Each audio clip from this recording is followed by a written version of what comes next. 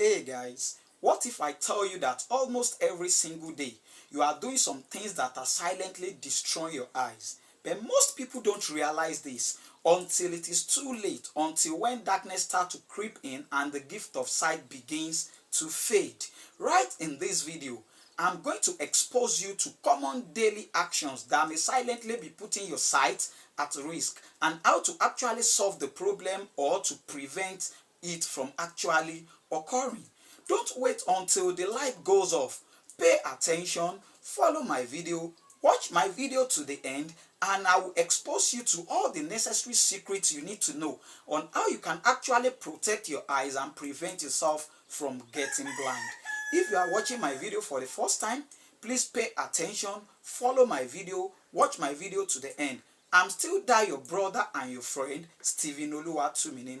What are those necessary actions we need to take to protect our eyes from getting blind? And also, what are those daily actions that might likely put our sight at risk? Or what are those daily mistakes we are making that may lead to blindness? Now, let's pick them one by one. The first we are going to be talking about is the use of home remedies or cultural practices to the eyes. Nowadays, majority of us are fond of using different home remedies in the treatment of eye ailments. For example, we have heard of people that will use onion. They apply onion to their eyes in an attempt to treat one eye ailment or the other. We've heard of putting breast milk into the eyes when eye is discharging. We've seen people applying aloe vera and even its fluid to the eyes to treat one eye ailment or the other. All these are bad practices to the eye. Now let me tell you one of the consequences of bad practices to the eye. A man once presented to the clinic with purulent eye discharges. By the time we examine the eye, we see that he is already, suffering from endophthalmitis, which is the total infection of the eyeball. By the time we begin to investigate what might likely cause this eye discharge, it made us to realize that he was suffering from conjunctivitis, that is hemorrhagic conjunctivitis, which is popularly called Apollo. And one of his friends informed him to use his first urine in the morning to wash his face. Unknowingly to him, he was suffering from gonorrhea. That is, the urine has been infected with gonorrhea, Neisseria gonococcus organism. Now he used the infected urine to clean his face. Before you realize it, the eyes got infected. We were able to treat the eyes. We treat all the purulent eye discharge, but the unfortunate thing is he lost to two eyes. What are we telling us? The danger associated with the use of cultural practices to the eye or the use of home remedies in treatment of one eye ailment or the other. What are we expected to do? When we notice any signs or symptoms in our eye that is unusual or causing one kind of discomfort or the other, let's learn to get close or just go straight to an eye specialist or to the hospital. Let it be properly diagnosed and be managed promptly. The second one we are going to be talking about is ignoring eye symptoms or danger signs in the eyes. Majority of us don't even realize what are the danger signs in the eye. Although I've done some videos on it, it's on Stephen Oluwatumininu on YouTube. Danger signs associated with the eye. What are these danger signs now? Redness in the eye is one of the most dangerous danger signs in the eye, and most of us don't realize it. Discharge in the eye is one of the most dangerous danger signs in the eye. Now let me even tell you, when you see someone noticing discharge in the eye or having discharge in the eye, it's just like a wound that is degenerating, deteriorating, and is producing pus. That is exactly how eye discharge is in the eye. Eye is a very clean part of the body. You don't want anything dirty. So when you are noticing anything like purulent discharge in the eye, you wake up, your eye gummed together or your eyelids gummed together with eye discharge. Please, this is one of the danger signs in the eye. It is high time for you to visit a nearby specialist for early diagnosis and prompt treatment. Another danger sign in the eye is pain. Pain is an unusual sensation that should never be endured in the eye. When you start noticing pain, please, it is time for you to go to a nearby eye specialist for prompt treatment, because pain might be suggesting so many things. It might be suggesting increase in intraocular pressure. Pain might be suggesting glaucoma, and so many deadly diseases that can easily lead to blindness in our eyes. Another thing we shall be talking about is self-medication. When you notice any symptoms in your eye, instead of going to the pharmacy to go and purchase drug and apply it in your eye, please, it is time for you to go to the hospital or go to a nearby eye specialist to receive adequate treatment. Let it be early diagnosed, properly diagnosed, and treated promptly. Now let me tell you, another person once presented to the clinic with foggy vision. He couldn't see, finding difficult to see. On examination of the eye, I now noticed the pupils were widely dilated. I now asked him, it's like you've instilled one eye drop in this your eye. Initially, he was, trying to deny. But when he really understand that I meant what I'm saying, he now confessed that yes, insert God into his eyes. He was now feeling a kind of this discomfort. He now went to the pharmacy. I won't call the name of that pharmacy, where he was given an eye drop. Unfortunately for him, he was given a drug called atropine. We use atropine prior to pre-operatively when we want to do surgery, or when there's a trauma to the eye, or in some cases. But it is not a general drug which should be instilled in the eye. I wonder why he was given such a drug. The people in the pharmacy are selling the drugs, but they don't know the function of this drug. So please, let's try to be very careful.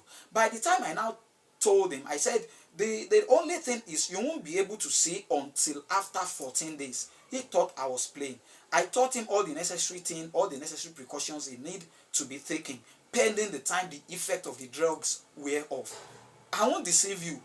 The 14th day he came back to me kneeling down, that he thought I was actually playing. There are some drugs like that the drugs to counteract their effect has not been produced. So please, let's be cautious of going to the pharmacy to purchase a drug and use for ourselves.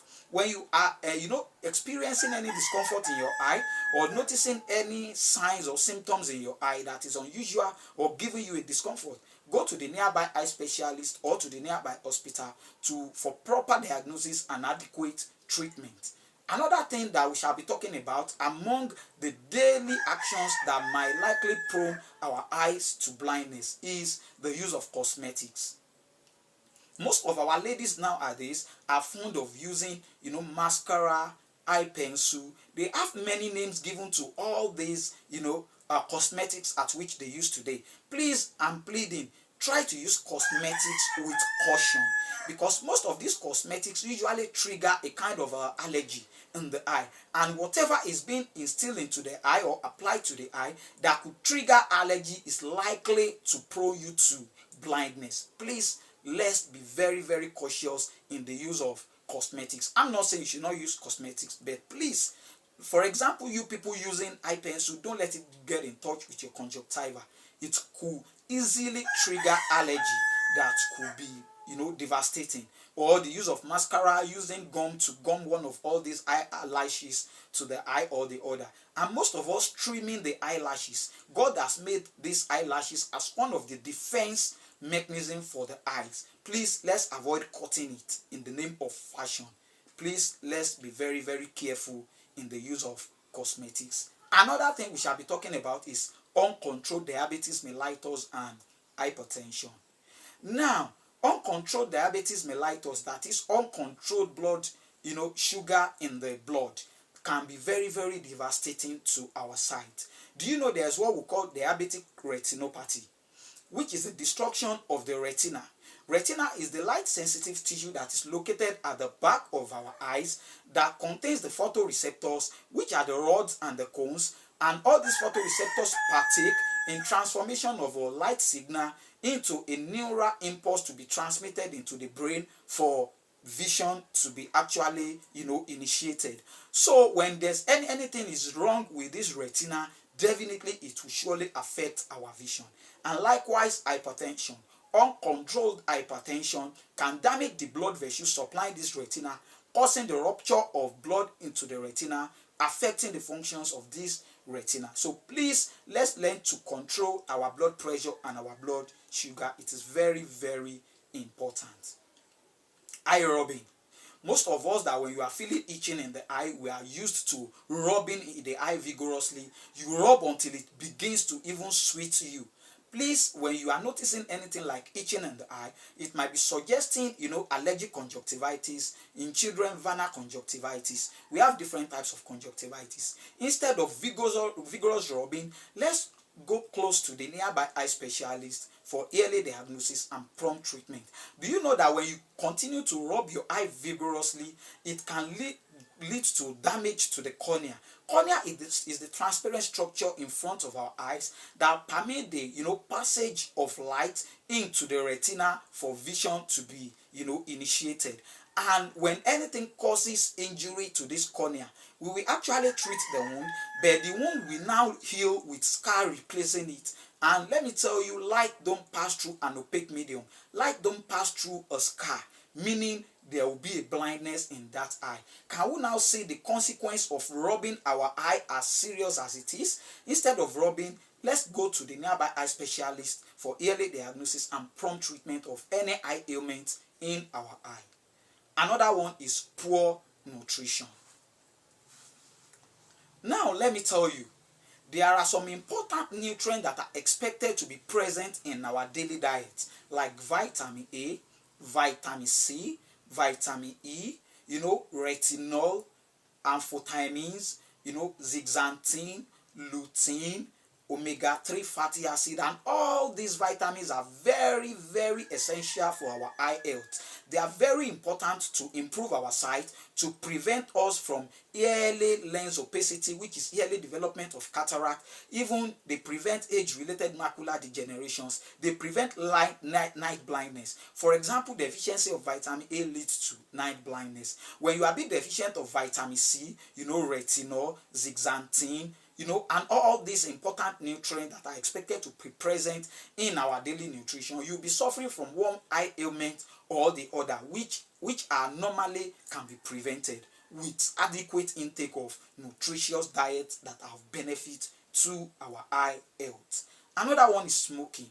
Smoking can cause early lens opacity, which is early development of cataract. It also causes a destruction to the blood vessels that is supplying the retina with blood. And when there's a rupturing of these blood vessels, it causes rupturing of blood into the background of the retina, which I said is the light sensitive tissue that is located at the back of our eye that play a vital role in the initiation of vision. Poor lighting while reading.